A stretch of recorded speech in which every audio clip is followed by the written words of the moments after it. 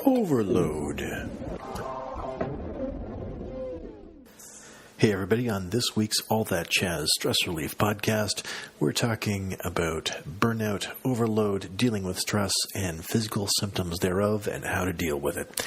But first off, I want to tell you a little story, because stories, fiction, nonfiction, getting your brain out of your head, getting your mind elsewhere, these are things that can really help us de-stress. So buckle up. This is going to get weird, and yes, John Travolta will show up.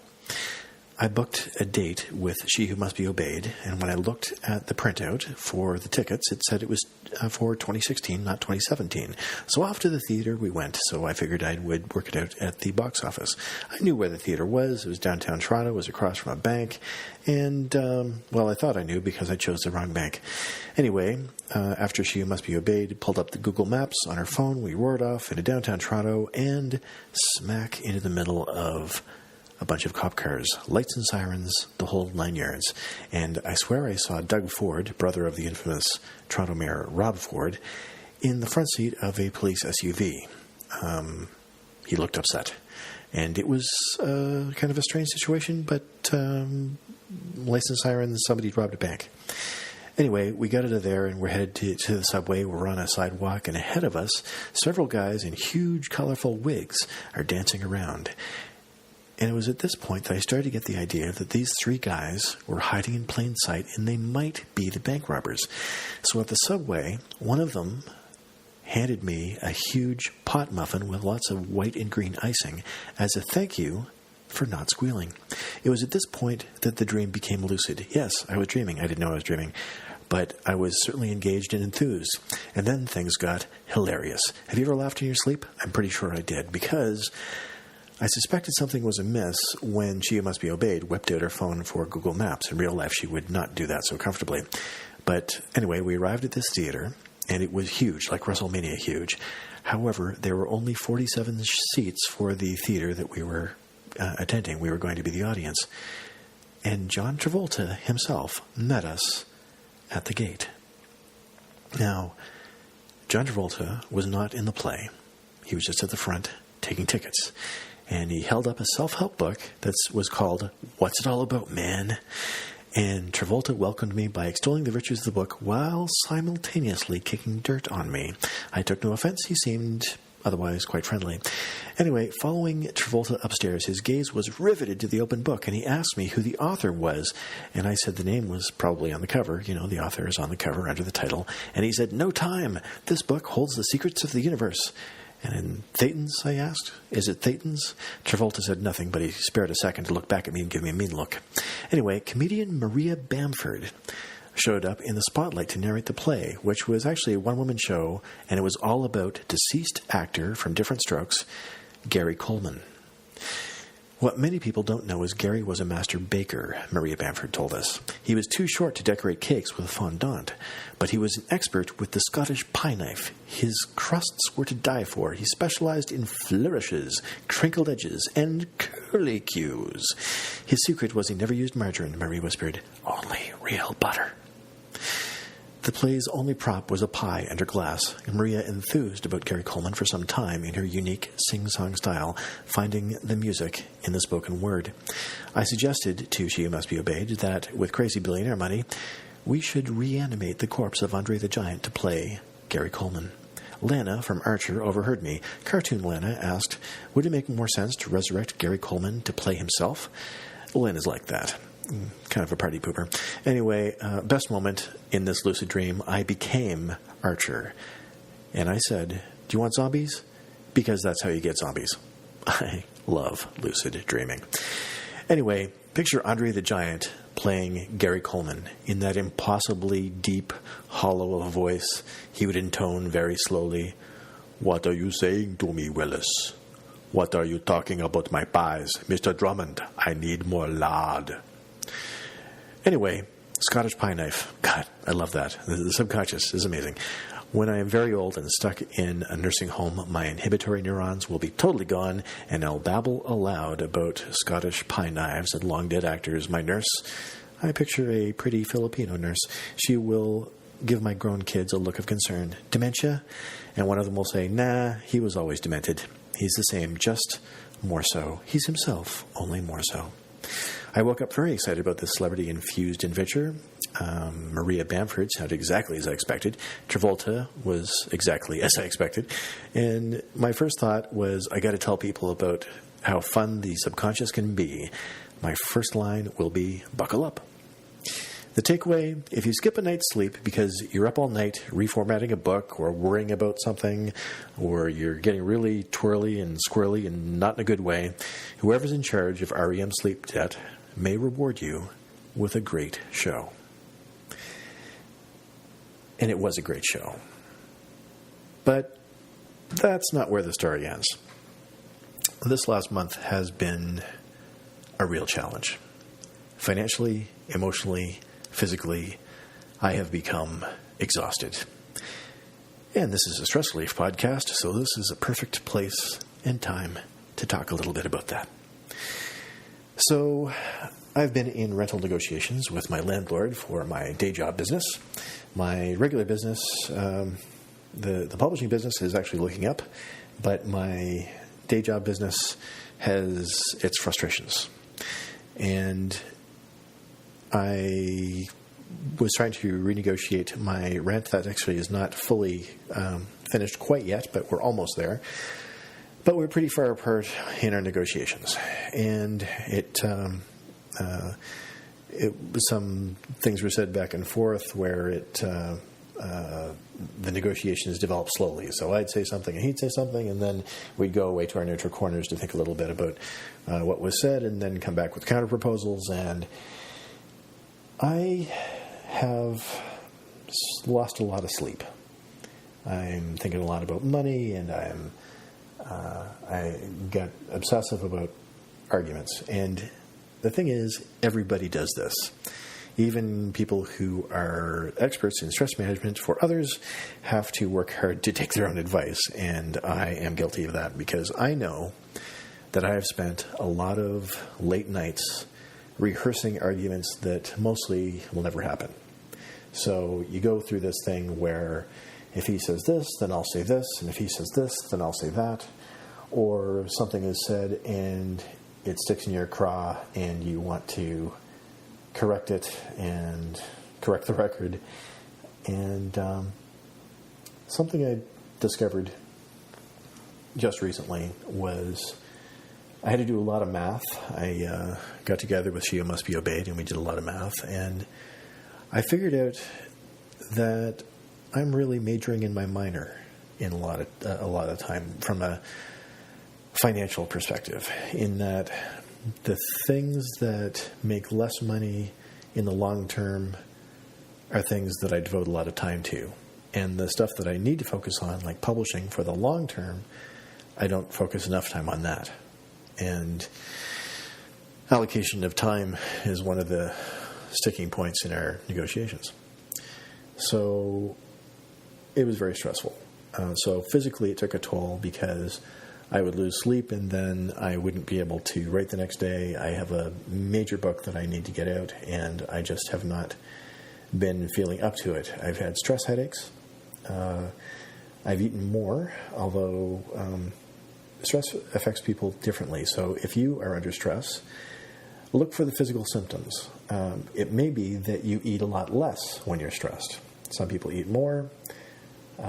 There's self-soothing behaviors. So maybe you, as I sometimes do, get on Facebook and blank out for a while where I'm not allocating my time well because I'm spending too much time on Facebook. Or I'm doing tangential things. So, for instance, this morning, instead of going to the coffee shop and working on my huge book, I spent the time helping somebody out that really, I don't know if they will appreciate it in the end. It was somebody had done something that it wasn't bad, it just wasn't as effective as it might have been, and I'm an expert in that area, so I volunteered to help. And wrote him a little letter. And before I knew it, my headache was back because I thought, I'm majoring in my minor. I'm doing what I should not do. And so I went for a walk today. I had a nap. I'm having a down day. And this is my first down day in a month where things have been stressful. I won't lie. I know a lot about stress management, but when you take your first child off to university for the first time, that was a bit stressful. I miss her, and business daughter has gone to a university far away, still in the province, but it's quite a ways away, and we do talk a lot on FaceTime and all that. So it's not like going away is not like it used to be.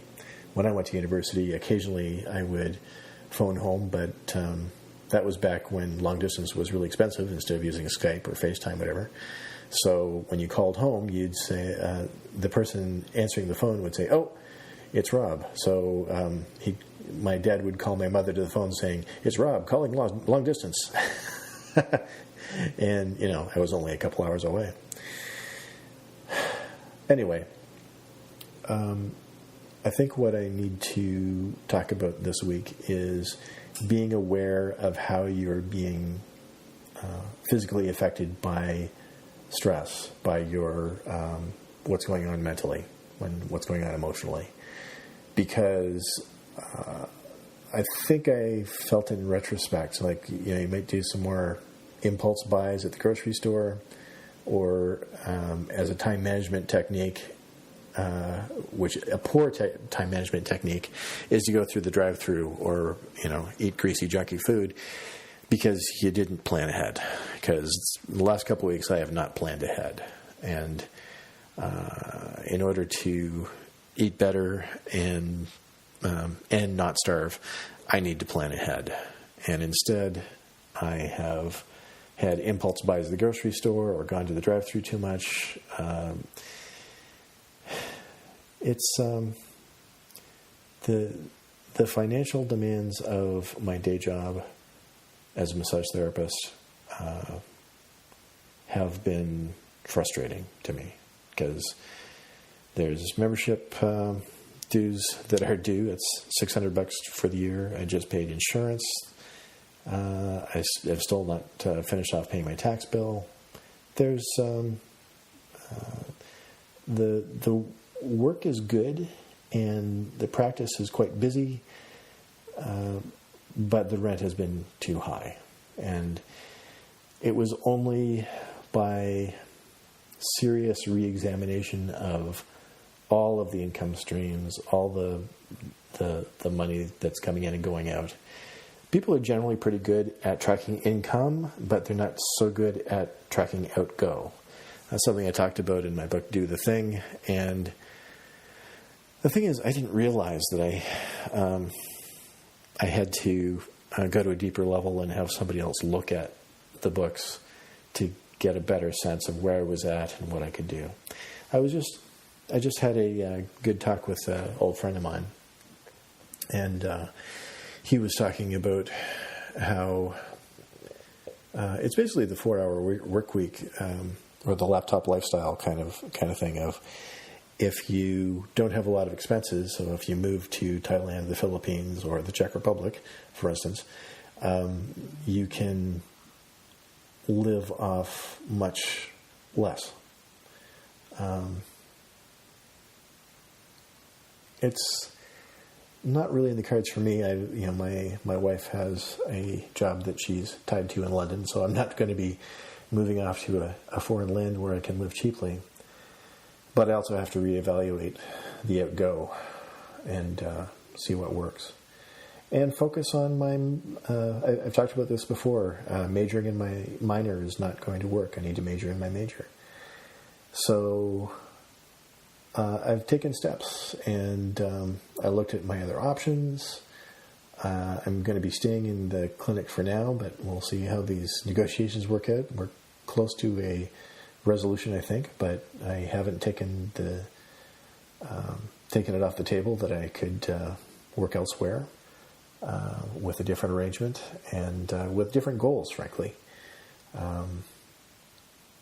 So you have less expenses and less time invested. So, one of the evaluations when you become an entrepreneur is, could I be an independent contractor or an employee somewhere, but make less and not have to be responsible for all the business stuff, have somebody else take care of it. So just do a particular job, do it very well, and then get out and let somebody else deal with the advertising and the hundreds of little expenses. Because a lot of times, we take great pride in owning our own clinics as a massage therapist, for instance. But if I could work somewhere else where I'm an independent contractor, where all those other things are taken care of, after expenses, maybe I would end up making just as much and not be the solo entrepreneur that I've been since '92. I'd still be an entrepreneur. I wouldn't be an employee per se, but everything else would be taken care of, and I would just, get paid less, but ultimately the same. So if you're an entrepreneur, you need to make those evaluations and do the math and look at what you need to do. I was just reading the Primal Bible by Mark Sisson, and one of the things he talks about is, decrease your expenses and don't do stupid stuff. So don't text and drive, and make sure you prioritize expenses. I think one of the other things that people under stress and overload do is prioritize everybody else after them. And, there's one other thing that is harsh in the Primal Bible, and it was just this one line that stuck out to me. But it really hit me between the eyes. And actually, I think I'll close on that this week, because I've babbled a whole lot. And I want to close strong. Mark Sisson, who is he does like ketogenic diets and stuff, and he's the author of the Primal Bible, and I do recommend that book very much. It's very good. One of the things he talks about, is besides choosing the right foods and getting enough sleep and a lot of the things that I talk about here, he said something that is not a popular thing to say when you're talking about stress management. Because when we talk to people about stress management, we generally want to assure them that the stuff that you worry about, we worry too much, and a lot of the stuff that you worry about doesn't ever happen. But in Sisson's book, there was this one line that really hit me. He said, "Don't trust that everything is going to work out." And I think I've been stupid about something. I trusted that somebody else would have my best interests at heart as well as their own. And that's hard when you find out that that's not necessarily true. And it's not even, doesn't have to be a malicious thing. It might be just, not being the priority you thought you were. Or it's just, it's a disappointment, and it's stressful to deal with. So I talk about a lot of strategies in Do the Thing, and I think they're really valuable, and I do use them.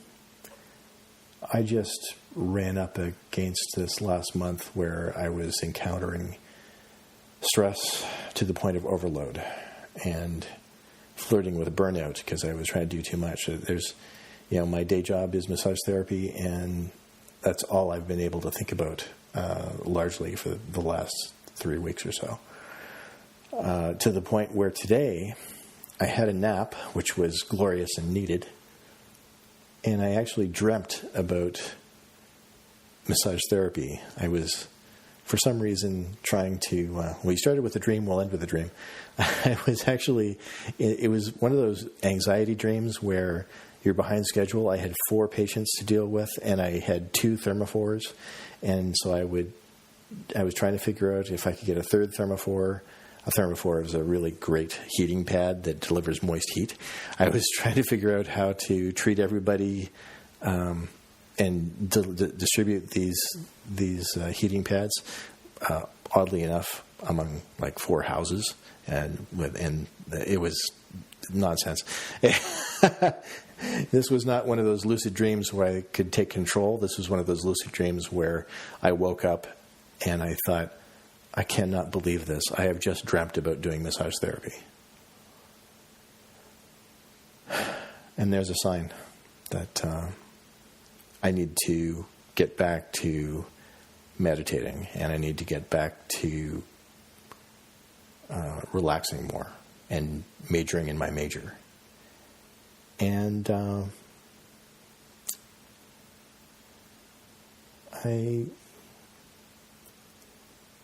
I feel